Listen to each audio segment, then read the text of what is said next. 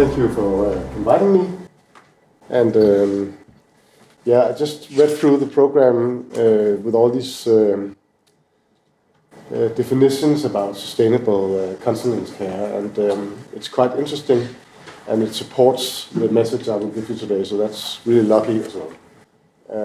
I didn't deliver a definition myself, but they're very cool. My name is Nicolaj, and I'm a chief consultant at the Danish Committee for Health Education. I don't know much about continence care, but I've been working 17 years in the field of long-term and chronic healthcare conditions and empowerment. So my presentation will be a presentation of a very good, strong argument for empowerment and the interconnection between sustainability and empowerment. But first of all, let's just give you a little more information about the Danish Committee for Health Education. We are a private but very public organization, and the Danish Committee for Health Education is a committee consisting of these, in Danish, different organizations: the Danish Association of Doctors, Nurses, Midwives, Physiotherapists, Dentists, and so forth. And we have the purpose of closing gaps in health education and health information within this Danish system. And we've been doing that since 1964.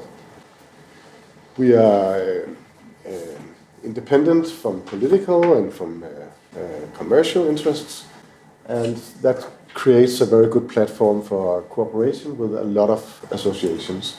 So just to give you an example of who we're working together with, of course they're mainly in Danish, but also some European organizations. But before getting into my argument, I'll just give you a short intro to my to the main central words that I'm working with in this field of empowerment. And first of all, when we're talking about the difference between acute and chronic healthcare conditions or long-term healthcare conditions, there seems to be one very, very significant difference. If I break a leg, I go to the doctor, he'll fix it, he'll say, wait 6 weeks and you're back in business. If I get a long-term condition, everything changes.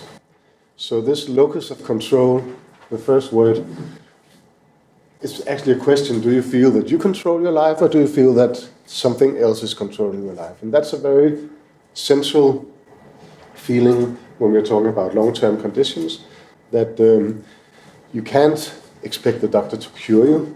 You can't expect the doctor to give very precise information what will happen. Actually, it seems like you have to figure out a way to deal with it. And that makes the relationship between the doctors and the patients different. You're no longer just a patient. You're more like a partner working together in creating solutions. So everything changes. In my work, I'm mainly focused around activities to increase self-efficacy, which is closely linked to this locus of control, because self-efficacy is that I can identify a goal and the actions that I need to do to reach that goal. And if I don't feel control, it makes no sense to identify goals to search for. Example: if I get an invitation for a wedding in 3 months, it's pretty easy for me to say yes or no. Look at my agenda. Am I free? I can go. If I have a long-term condition, everything changes. What is my condition at the time? Am I able to go? Can I stand staying at the wedding for many hours, and so forth? So things get uncertain. The third word is self-management. And all of us in this room, everybody is self-managing all the time. Making actions, doing choices, living our life. The question is, when we're talking about long-term conditions, are you doing self-management in a passive or in an active way? And in a passive way would be something about accepting that I can't do the things that I could before. I have to limit the way I live my life because of my disease and coping with it in that way. And an active approach to self-management would be to all the time figure out what can I do with this challenge to get the best result out of it. And empowerment, the fourth concept here, is of course the process of taking back control in your life in the way it's possible. And the thing I've been doing for 17 years, and the thing that I'll be arguing for, that we should always consider when we're discussing sustainability or treatment or anything, is empowerment support. Not every person with a long-term condition, for example, incontinence problems, need empowerment support. Many people handle themselves, sometimes very actively, sometimes less active, and that's okay. My experience from my work is that maybe 20 to 30% of patients living with long-term conditions need support to start this journey of empowering themselves. And this is what it's all about, empowerment support. So this is a model to show you what I'm talking about with active and passive self-management. It's not, you shouldn't read it like everybody with a long-term condition will experience poor sleep, get muscle tensions and so forth, but it should more be read like you risk getting into a circle of symptoms affecting each other negatively. Having a long-term condition might create symptoms like this: fatigue, pain, muscle tension, so forth, also the mental issues. But my experience is that a lot of the time it's not directly the disease that is creating these negative circles, but it's the interconnection between the symptoms. For example, if you're suffering from incontinence problems, you might go a little bit back from social life. This is the loss and grief, so loss of social life, and instead you'll be home more because it's easier controlling the challenges with incontinence. You might lay a little bit more on the sofa, so you start feeling muscle tension. So the muscle tensions might go in pain, and maybe when you go to sleep at night, you'll experience, I have the pointer, difficult emotions, frustration, or that I can't do what I did before, I can't participate in social life like I could before. So a lot of these thoughts about what I can't do anymore will create poor sleep. Up there, and then you get more fatigue, and then you have a negative circle. So when I'm talking about empowerment support, I'm talking about creating support for people who are trapped in this circle, to help them figure out a way to get out of the circle. And the funny thing is that all these actions that patients and people are identifying to sort of break this negative circle, that's empowerment. That is self-management, and that is active self-management. So talking about activities around empowerment support is actually supporting patients in dealing with the challenge of not being trapped in this negative circle. And it's always nice when you present empowerment to have some kind of a supermodel to give a good example. So I took the liberty to show you something that has nothing to do with continence care, but with Parkinson's disease instead. It's a Swedish lady, Rajala. 2 weeks ago, she defended her PhD thesis. She's been working on it for 10 years. And the main goal of her work with her PhD thesis was to figure out how to manage her life with Parkinson's disease.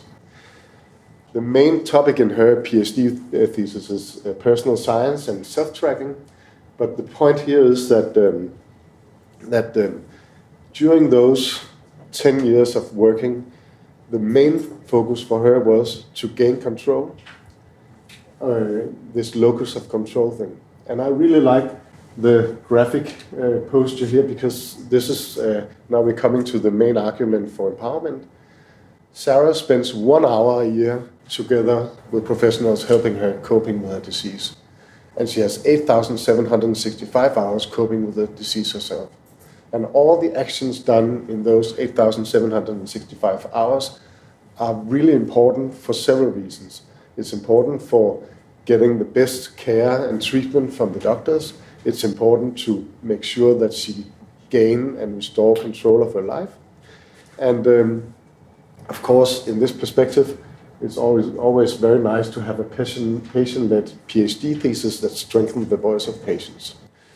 So altogether, a super top model. Go to her website and check her out. She's really cool. And the main argument here is that no matter how much treatment, care, and support we get from healthcare professionals, from the industry, from smart diapers or whatever, everything starts with you as a person, yourself, whether you want to be a passive or an active, and how we can support you in that journey. And so discussing sustainability, we need to discuss empowerment as well, because if we only talk about treatment and care, how can we create a sustainable ecosystem? We're talking about the 1 hour, but if we don't support patients in dealing with the 8,765 hours, we will not get the best out of treatment. That's not sustainable. We will not get new innovative products because we don't have the patients within the ecosystem. And in that way, we will never reach, you could say, a sustainable level of an ecosystem. I lost a little bit track of time, but you just told me when I have to stop. And to give you some practical examples of how we've been working with empowerment regarding long-term conditions, I have 4 examples for you. First of all, in Denmark, we are delivering empowerment workshops for patients and persons throughout the country. So we have this chronic disease self-management program, which is actually 15 programs at the moment. Then a face-to-face version, then online version, then e-learning versions, and more than 4,000 participants. Not only people with continence problems, but all kind of people with long-term disease and long-term health conditions are participating in these workshops.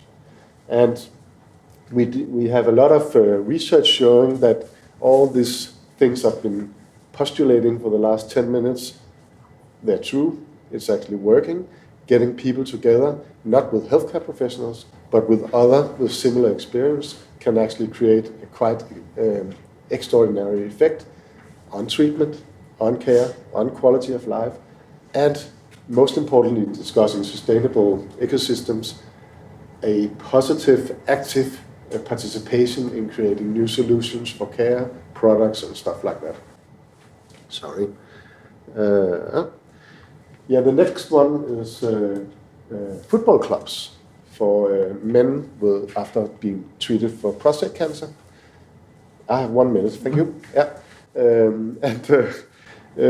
Why do we do football clubs for prostate cancer patients? Well, first of all, these men are up in their ages. Many of them, during the treatment, have lost a lot of physical strength and so forth. And it's actually quite difficult to get them into being physically active again, even though we know that to get the whole system back in business, this is quite important. And we have a lot of research showing that football is actually a very good way of training these men. And the funny thing is that they're not going to the football clubs to play football. They're going for the third part after the game, discussing with the other men about how's life. And it's quite positive. We've created 20 clubs at the moment in Denmark, and we are actually trying now to do a European Cup of FC prostate cancer clubs. This could be quite funny. Then we've been part of an EU project regarding kidney disease and support for relatives, and we are in a network for empowering patients and community alike. Yeah, and I know my 1 minute is up, so I'll just go to my takeaway message. So if we increase empowerment, then we have the potential to optimize the effect of treatment and care, promote innovation of services, develop communities to support patients and to support treatment and care, and as a result, support a sustainable continence care approach. Thank you very much for listening.